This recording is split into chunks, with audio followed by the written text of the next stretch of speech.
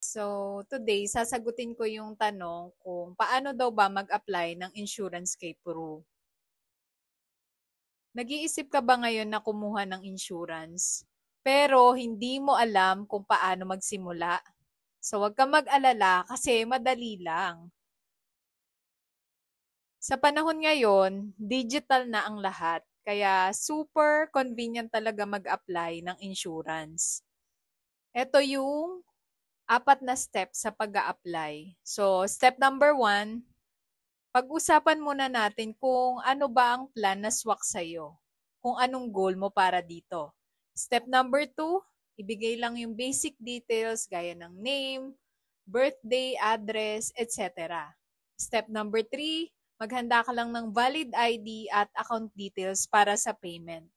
Step number four, i-fill out lang ang auto-debit form para hassle-free ang payments. O, di ba madali lang? Kung ready ka nang i-secure ang future mo, i-message mo na ako ngayon and let's get started!